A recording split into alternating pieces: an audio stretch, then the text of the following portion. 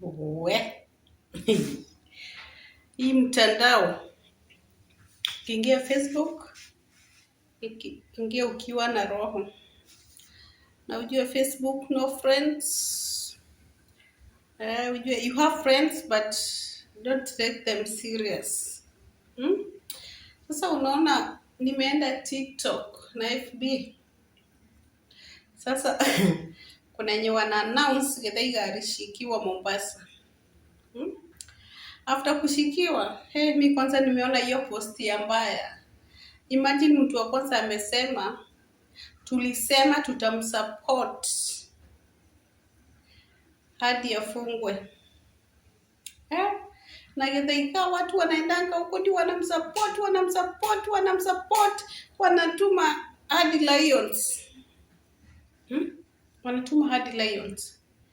Sahi wanasema tulisema tutamsupport hadi afungwe.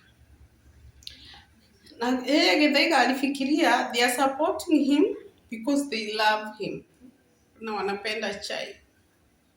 Haki wacheni kuwa hiyo.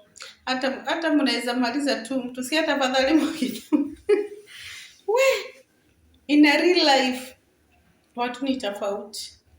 So afadhali wale tu watu yani unaona kuna mtu anakupenda kwa kisiri kuliko wale watu unaona mko nao kila siku, wanakupenda kila siku, mnacheka na wao.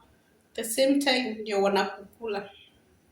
Hey my friends, be careful with whom you call your friends. Watu wakuwe careful. Watu wakuwe careful. Online tunapatana, yes we are friends. We follow each other, we like, we share, we comment, but make sure what we are doing is right. Kwa sababu watu in case you do something against people, ikitakuramba tuwe mwenyewe. Si lazima uongee kitu negative, ukwe kinyume na watu, utukane watu ndio upate followers ama ndio upendwe. You just do a genuine thing which will make you happy, which will make your people happy, maisha isonge. Ni kama kazini, kuna watu wanaamini lazima uharibie watu majina ndio wapande cheo, na wengine ndio wafutwe kazi. No, let's be friends and be real friends and everything will be okay. Na wapenda tu sana. Bye bye, I love you.